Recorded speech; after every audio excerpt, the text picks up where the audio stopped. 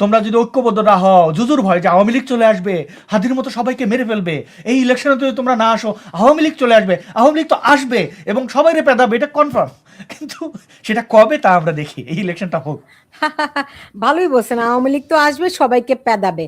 আওয়ামী লীগকে যে এত ভয় পায় এরা, এই মানে ধরেন যত বাংলাদেশে যত শক্তি আছে, যত রাজনৈতিক দল আছে, সেটি বড় হোক আর একজনার দল হোক, সবাই যখনই বুঝে যে এই আওয়ামী লীগের আসার সম্ভাবনা তৈরি হয়েছে, সবাই আবার ভেদাভেদ ভুলে সবাই আবার একত্রিত হয়ে যায়। বিএনপি জামাত তুমুল দূরত্ব এখন আমরা আপাতত দেখি। যেই না আওয়ামী লীগ আসার সুযোগ তৈরি হয় একটি, বা তারা বুঝতে পারে যে আওয়ামী লীগ আসতে পারে, তারা কিন্তু একত্রিত হয়ে যায়। বাম দলগুলো যখনই বুঝে আওয়ামী লীগ আসতে পারে, একত্রিত হয়ে যায়। এই এনসিপি বলেন, কি ইনকিলাব মঞ্চ বলেন, এই কত রকমের ছোট ছোট দোকান, জুলাই মঞ্চ, অনেক ছোট ছোট দোকান তৈরি হয়েছে। এই সব দোকান একই প্ল্যাটফর্মে আসে যখনই আওয়ামী লীগের আসার একটি সম্ভাবনা, বা তারা মনে করে এই যে আসছে বোধ হয়, হ্যাঁ, একত্রিত হয়ে যায়। আওয়ামী লীগকে এত ভয় কেন, তানভীর কেন? ধন্যবাদ। বাংলাদেশ আওয়ামী লীগ রাজনৈতিক, একটা কথা বলেন, তারা রাজাকারদের ভয় পায় না, তারা জঙ্গিদের ভয় পায় না, তারা যত উগ্র ধর্মাবলম্বন মানে উগ্র পন্থা আছে তাদেরকে ভয় পায় না। দেশে আইন শৃঙ্খলার এত ভয়ঙ্কর পরিস্থিতি যে কেউ বাইরে গিয়ে নিরাপদ থাকতে পারবে এই নিশ্চয়তা নাই যেখানে, তাকে তারা ভয় পায় না। দেশের অর্থনীতির ভয়ঙ্কর অবস্থা, তাকে তারা কেয়ার করে না। জিনিসপত্রের দাম যেমন বাড়ছে, বিভিন্ন আন্তর্জাতিক সংস্থা আপনার পূর্বাভাস দিচ্ছে যে দুর্ভিক্ষ ধেয়ে আসছে বাংলাদেশে, এটাকে তারা কেয়ার করে না। মানে এই পৃথিবীর কোনো কিছুকেই তারা কেয়ার করে না, এক আওয়ামী লীগ ছাড়া। ঘটনাটি কোথায় এখানে? ঘটনাটি হচ্ছে তাদের যে জারজ বাবা পাকিস্তান 1971 সালের 16 ডিসেম্বর যখন 93,000 সৈন্য সহ আওয়ামী লীগের নেতৃত্বাধীন মিত্র বাহিনীর কাছে রমনা রেস কোর্সে তারা সারেন্ডার করেছিল, তখন তারা বুঝে গিয়েছিল যে তাদের জারজ বাবা সুসংগঠিত সেনাবাহিনী এত পরিমাণ হত্যাযজ্ঞ চালানোর পরেও, এত পরিমাণ ধর্ষণ চালানোর পরেও এই বাংলাদেশের 7.5 কোটি মানুষ যার ডাকে সাড়া দিয়ে তাদের এই জারজ বাপ সহ তাদেরকে বাংলাদেশ থেকে বিতাড়িত করেছিল। সেই দলটির নাম আওয়ামী লীগ এবং সেই ব্যক্তিটির নাম ছিল বঙ্গবন্ধু শেখ মুজিবুর রহমান, যিনি বুলেটের বুকে দাঁড়িয়েও যিনি নতি স্বীকার করেননি, যিনি মৃত্যুর মুখ থেকে বারবার ফিরে এসে প্রমাণ করেছিলেন বাঙালি জাতির এক অবিসংবাদিত নেতা ছিলেন জাতির জনক বঙ্গবন্ধু শেখ মুজিবুর রহমান। প্রশ্নটা ওইখানে না সুলতানাপা, তারা আওয়ামী লীগকে ভয় পায় কি পায় না এটা না, তাদের মূল রাজনৈতিক এজেন্ডা কি, তারা বাংলাদেশে আসলে কি নিয়ে রাজনীতি করবে, তাদের রাজনৈতিক দর্শন কি, আদর্শ কি, এই দেশ এবং এই দেশের জনগণের কাছে তাদের যে দীর্ঘ সময়ের রাজনৈতিক চর্চা তারা করেছে, কেউ ক্ষমতায় এসেছে কেউ আসতে পারেনি, কিন্তু জনগণের কল্যাণে দেশের কল্যাণে তারা কি আসলে কোনো রাজনীতি করেছে? তাদের কি সেই ধরনের কোনো কিছু বলার মতো আছে যে আমি দেশ এবং জনগণের কাছে গিয়ে আমি বিগত সময় সরকারে ছিলাম, আমি এই করেছি, আমি আগামীতে আসলে আমি এই কাজগুলো করব? বা যারা রাজনীতি করেছে তারা কি বলতে পারবে যে আমি বাংলাদেশের সুষ্ঠু রাজনৈতিক চর্চাটি করেছি? তাদের কারো কোনো অ্যাচিভমেন্ট নেই কিছু বলার মতো। তাই তারা সকলেই যে দর্শনটি বেছে নিয়েছে একটি একেবারে পপুলিস্ট একটা চিন্তা ভাবনা, যে যেহেতু বাংলাদেশে একটা আপনার প্রচলিত ইয়ে আছে, যখন যে দল ক্ষমতাতে যায় ক্ষমতা থেকে সরে পড়ে তখন তাদের বিরুদ্ধে যখন যা বলবেন, যেহেতু তারা এটা ডিফেন্ড করতে পারছে না, কিছু কিছু জনগণ সেটাকে সঠিক বলে ধরে নেয় এবং মানুষ এতে হাততালি দেয়। তারা ওই হাততালি পাওয়ার জন্যই মূলত ভারত বিরোধিতা এবং আওয়ামী লীগ বিরোধিতার রাজনীতিটি তারা সকলেই করছে। তাদের সকলেরই দোকানের প্রোডাক্ট কিন্তু একটি, তাদের দোকানে তাদের কোনো উন্নয়নের প্রোডাক্ট নেই, তাদের দোকানে তাদের বিগত রাজনৈতিক যে আদর্শের কোনো বয়ান নেই, তাদের দোকানে তারা যে দেশ পরিচালনা করেছিল, দেশের জনগণের জন্য কিছু করেছে, সেই ধরনের কোনো কিছু তাদের ঝুলিতে নেই। এটা জনগণকে বলবে, তাদের ঝুলিতে একটি প্রোডাক্ট, সেটা হলো আওয়ামী লীগ বিরোধিতা এবং ভারত বিরোধিতা। এই যে ইনকিলাব মঞ্চের যে প্রয়াত আপনার কিনা বলে বাংলাদেশের সিংহ পুরুষ আর কি, যিনি টুথ টুথ দুটা শব্দ বললাম নাকি ছিঁড়ে ফেলবে, এই টুথ টুথের জনক, ঠিক না, তার জন্য বাংলাদেশে যে নাটক মঞ্চস্থ করা হচ্ছে এবং আরো ধারাবাহিকভাবে এই নাটকটি চলবে। আজকে যখন বাংলাদেশ সরকার ভারত থেকে 1,80,000 টন ডিজেল কেনার জন্য ভারতের কাছে চুক্তি করতে চায়, তখন কবরে যিনি সাহিত্য আছেন ট্রুথের জনক, ট্রুথের জিনিস তো ওখানে কবরেই ছিঁড়ে ফেলবে, সে কষ্ট পাবে না কবরে? ভারতের ডিজেল বাংলাদেশে আসতেছে, তাই না? তাহলে এই যে ভারত বিরোধিতা, ভারতের সাথে উস্কানিমূলক কথাবার্তা বা আওয়ামী লীগের বিরোধিতা করা, এটা হচ্ছে যে শুধুমাত্র তাদের ভণ্ড রাজনীতির একটি ভণ্ডামি। এছাড়া এখানে তাদের আওয়ামী লীগকে ভয় বলেন বা আদার্স কোনো কিছু বলেন, এটা তারা এই কারণে আওয়ামী লীগকে ভয় পায়, কারণ আওয়ামী লীগ হচ্ছে একমাত্র রাজনৈতিক দল, অন্যায় আছে, আওয়ামী লীগের ভুল আছে, আমি বলবো না যে আওয়ামী লীগ ভুল করেনি, আওয়ামী লীগের সময় দুর্নীতি হয়নি সেটাও আমি বলবো না, সেটাও হয়েছে, সবই ঠিক আছে।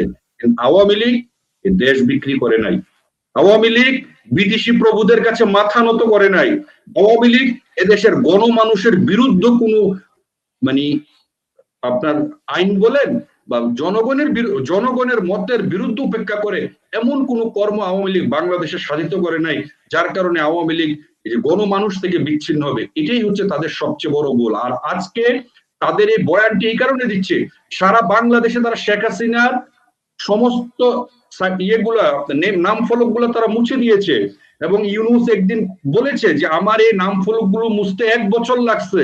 তাহলে শেখ হাসিনার সরকার কি পরিমাণ উন্নয়ন করেছেন, তার নাম ফলক বুঝতে লাগে তাদের 1 বছর। তাহলে এখন বাংলাদেশের যেদিক দিয়ে হাঁটেন, যেদিক দিয়ে যায়, তাদের চোখে তো, মানুষের চোখে তো জিনিস একটাই, যে দেশটিকে আজকে এই অবস্থায় কে নিয়ে এসেছেন, সেটি আওয়ামী লীগ। সুতরাং আওয়ামী লীগের মানে যে মানুষের প্রতি যে আওয়ামী লীগের ভালোবাসা, দেশের প্রতি যে আওয়ামী লীগের যে প্রগাঢ় নিবিড় সম্পর্ক, সেটা থেকে বিচ্যুত ঘটানোর জন্য মূলত তাদের এই ধরনের ভণ্ড রাজনীতির বহিঃপ্রকাশ, এখানে অন্য আর কোনো কিছু না।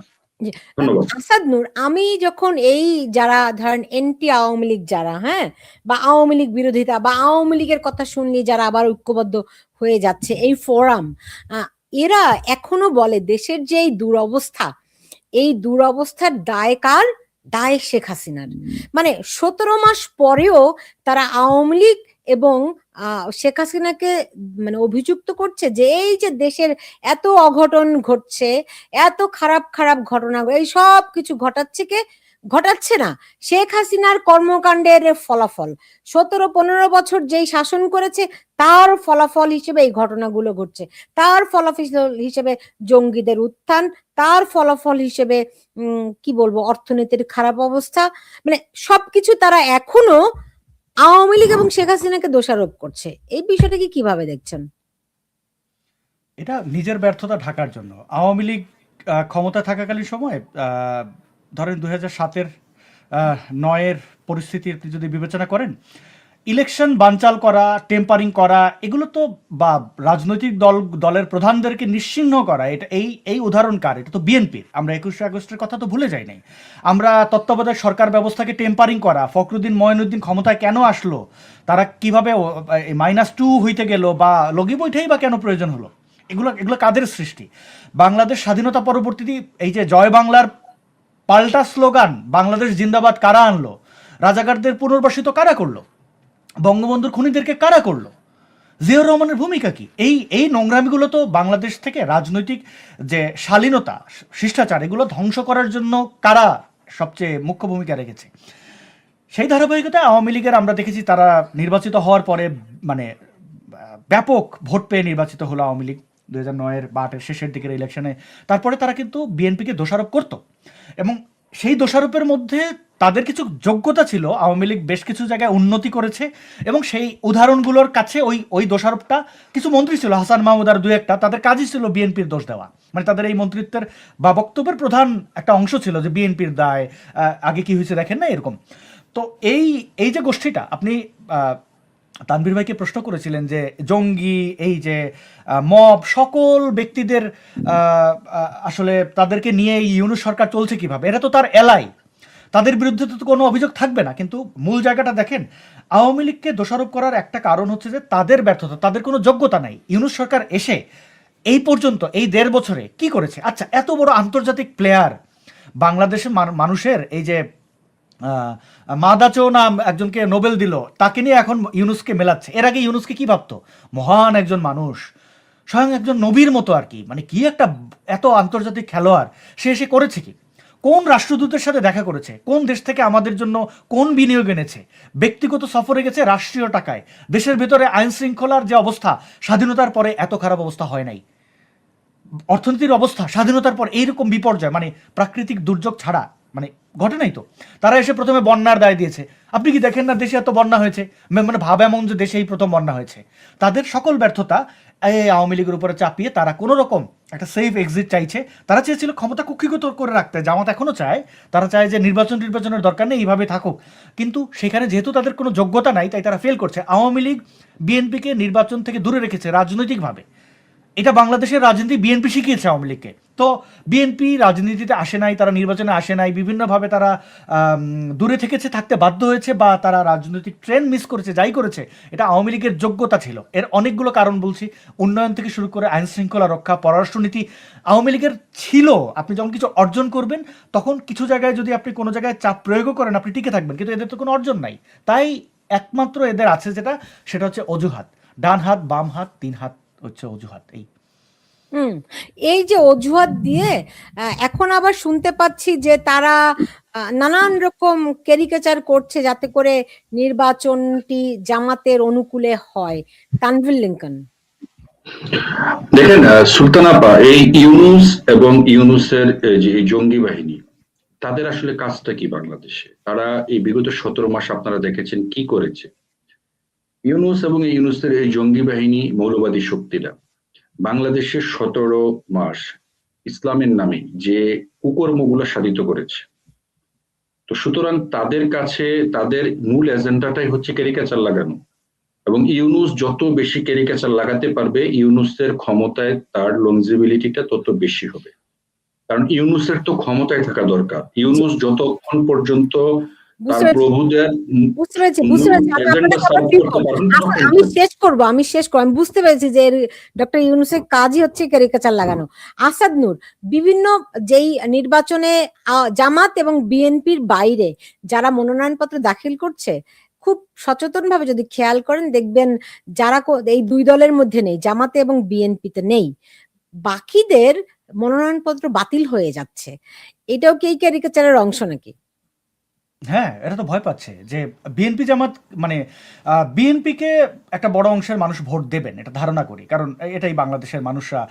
আপনি দেখবেন যে বিভিন্ন যারা ভিডিও টিডিও করেন আর কি, সাধারণ মানুষের কাছে মাইক্রোফোন নিয়ে গেলে তারা আসলে যে বিএনপি আর আওয়ামী লীগ এর বাইরে, মানে কেন আওয়ামী লীগ সমর্থন করেন এটা জানেন না, এরকম অনেক মানুষ আছেন। কিন্তু জামাতকে ভোট দেওয়াটা আসলে একটু রিস্কি। মানে তাদের যারা স্থানীয় প্রতিনিধি, মানুষ তো স্থানীয় প্রতিনিধিকে ভোট দেয়, তো তাদের তো অতীত মানুষ জানে। বাংলাদেশের সাধারণ মানুষ আসলে এই ধর্ম ব্যবসায়ী টবসায়ী এদেরকে পছন্দ করে না। এদের নির্দিষ্ট সময়ের জন্য ভাড়া করে ঠিক, কিন্তু পছন্দ করে না।